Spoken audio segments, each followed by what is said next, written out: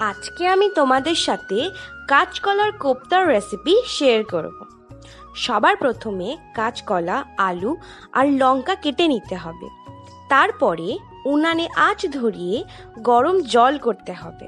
জল ফুটে গেলে তার মধ্যে অল্প নুন আর হলুদ দিয়ে কাঁচকলাগুলোকে দিয়ে ভালো করে সেদ্ধ করে নিতে হবে।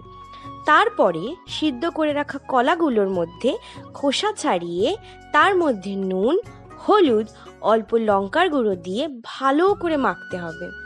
মাখানো হয়ে গেলে অল্প বেসন দিতে হবে বাঁধনের জন্য। তারপরে ভালো করে মেখে কোপ্তার আকারে গড়ে নিতে হবে।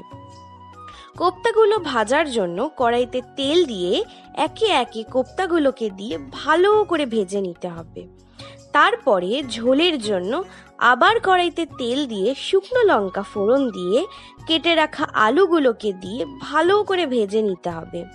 তারপরে নুন, হলুদ আর আদা, জিরে, টমেটো আর কাঁচা লঙ্কা বাটা দিয়ে অনেকক্ষণ ধরে কষতে হবে। তারপরে অল্প ধনে গুঁড়ো আর চিনি দিয়ে জল দিয়ে ভালো করে ফুটিয়ে নিতে হবে।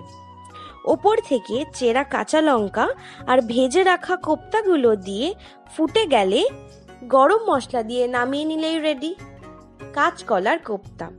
তোমাদের যদি এই ভিডিওটা ভালো লেগে থাকে প্লিজ আমাকে সাবস্ক্রাইব করে দিও। দেখা হবে পরবর্তী ভিডিওতে।